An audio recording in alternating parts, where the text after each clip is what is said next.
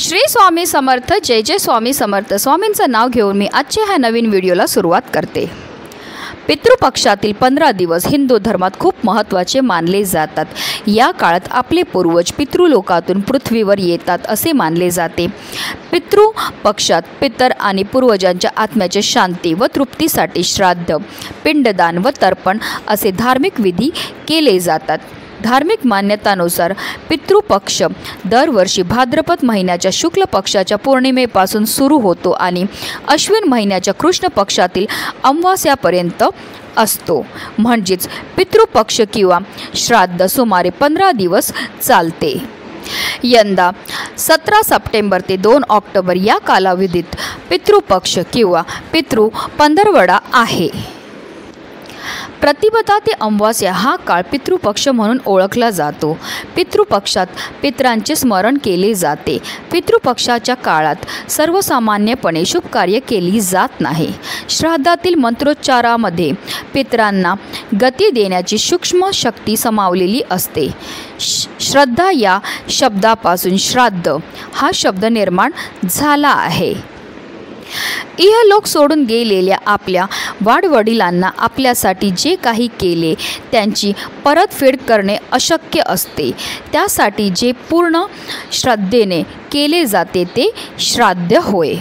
पूर्वजांमध्ये देवताप्रमाणे वरदान आणि शाप देण्याची क्षमता असते असा उल्लेख गरुड पुराण आणि कठोपनिषद यासारख्या ग्रंथात आढळून येतो। त्यामुळेच पूर्वजांना प्रसन्न ठेवण्यासाठी कुटुंबातील सुख शांती समृद्धी कायम राहण्यासाठी आपल्याला आवर्जून पितृपक्षामध्ये आपल्या पितरांची पूजा सेवा आणि त्यांच्या नावाने दान हे करायचं आहे। आणि म्हणूनच आपल्याला आजपासून पितृपक्ष संपेपर्यंत दररोज कुत्र्याला ही एक वस्तू खायला द्यायची। ही वस्तू खायला दिल्यामुळे प्रखरातला प्रखर पितृदोष हा नष्ट होते आणि आपले पितृ आपल्यावर प्रसन्न होऊन आपल्याला भरभरून ते आशीर्वाद देत असतात, ज्यामुळे आपल्या आयुष्यामध्ये असणारे जे संकट आहेत, विघ्न आहेत, दोष आहेत, दारिद्र्य हे नष्ट होऊन आपल्या संपूर्ण कुटुंबाची भरभरून अशी प्रगती होत असते। अतिशय उच्च कोटीची ही सेवा आहे जी प्रत्येकाने पितृपक्षात कुत्र्याची करायची आहे। त्याबद्दल सविस्तर आणि महत्त्वाची अशी माहिती मी तुम्हाला या व्हिडिओमध्ये देणार आहे। तो व्हिडिओ पूर्ण पहा आणि जर चॅनलवर नवीन असतील तर चॅनलला सबस्क्राईब करा आणि शेजारी बेल आयकॉन सुद्धा प्रेस करा आणि कमेंटमध्ये ओम पितृदेवाय नमः नक्की लिहा।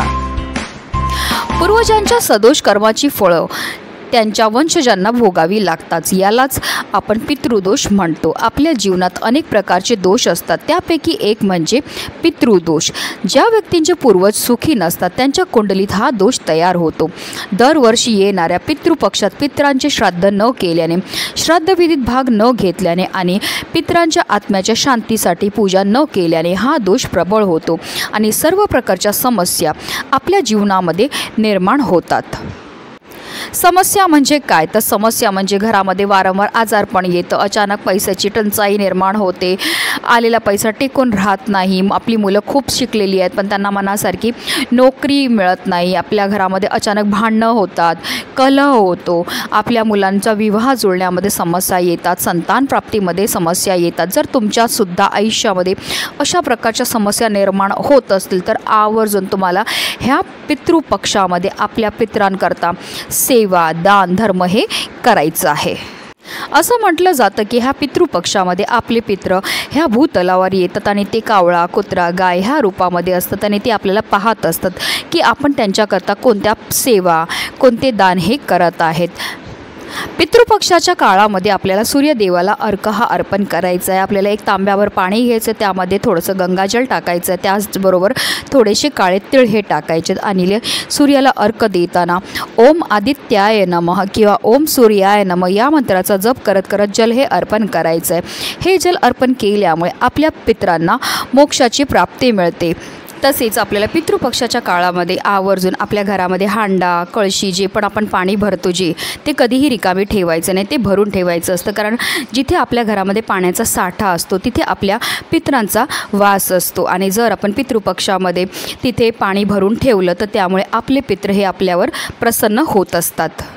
आणि म्हणूनच आपल्याला पितृपक्षामध्ये कुत्र्याला आवर्जून ही वस्तू खायला द्यायची। ही वस्तू खायला दिल्यामुळे आपल्या कुंडलीमध्ये असणारा प्रकारातला प्रकार पितृदोष, ग्रहदोष, शत्रुबाधा तर नष्ट होणारच आहेत, पण आपले पितृ आपल्यावर प्रसन्न होऊन आपल्याला सुखी संसाराचे ते आशीर्वाद देणार आहेत। कुत्रा ही कालभैरवांची स्वारी आहे आणि कालभैरव हे महादेवांचे 5वे उग्र अवतार आहेत। हा आहे चातुर्मास आणि चातुर्मासामध्ये महादेवांच्या पूजेला विशेष महत्त्व हे दिलं जातं। जर आपण कुत्र्याची ही सेवा केली तर त्यामुळे आपल्यावर कालभैरव हे प्रसन्न होणार आहेत आणि जर आपल्यावर कालभैरव प्रसन्न झाले तर आपल्या आयुष्यामध्ये असणारे जे संकट आहेत, दुःख आहेत ते दूर होणारच आहेत, पण अकाल मृत्यूचं भयसुद्धा टळून जाईल। कुत्रा हा केतू ग्रहाशी संबंधित असतो आणि शनी महाराज हे महादेवांना आपला गुरु मानतात। म्हणूनच कुत्र्याची ही सेवा केल्यामुळे आपल्या कुंडलीमध्ये असणारा राहू, केतू, शनी या ग्रहांचे जे दुष्प्रभाव आहेत ते सुद्धा दूर होण्यामध्ये मदतही मिळत असते। तुम्ही बऱ्याचदा पाहिलं असेल की काही लोक जे आवर्जून आपल्या घरामध्ये काळा कुत्रा हा पाळत असतात, त्याची सेवा करतात। ज्या घरामध्ये काळ्या कुत्र्याची सेवा केली जाते त्या घरामध्ये कोणत्याही प्रकारची नकारात्मकता राहत नाही, वाईट शक्तींचा प्रभाव राहत नाही, तसेच वास्तुदोष आणि ग्रहदोषसुद्धा होत नाही। असं म्हटलं जातं की पितृपक्षामध्ये आपले पितृ ह्या भूतलावर येतात। ते कावळा, कुत्रा आणि गायीच्या रूपामध्ये असतात आणि ते आपल्याला पाहत असतात की आपण त्यांच्याकरता कोणते सेवा आणि काय दान हे करत आहेत। म्हणूनच आपल्याला आवर्जून कुत्र्याची ही सेवा जी आहे ती करायची। आपल्याला काय करायचं, एक ताजी पोळी जी आहे ती कुत्र्याकरता तयार करायची आहे। नेहमी लक्षात ठेवा, कधीही कोणत्याही मुक्या प्राण्यांना तुम्हाला शिळं अन्न हे द्यायचं नाही आहे आणि विशेषतः पितृपक्षामध्ये तर अजिबातच द्यायचं नाही आहे। जर तुमच्याकडनं कळत नकळत शिळं अन्न दिलं तर उलट तुम्हाला दोष हे लागत असतं। तर आपल्याला एक ताजी पोळी जी आहे ती कुत्र्याकरता तयार करायची। जेव्हा ही पोळी तयार करणार असेल त्यामध्ये आपल्याला थोडेसे काळे तीळसुद्धा टाकायचे, कारण काळे तीळ हे आपल्या पितरांना समर्पित असतात। आणि त्याचबरोबर ह्या पोळीवर आपल्याला एक छोटासा खडा जो आहे तो गुळाचा सुद्धा ठेवायचा आहे।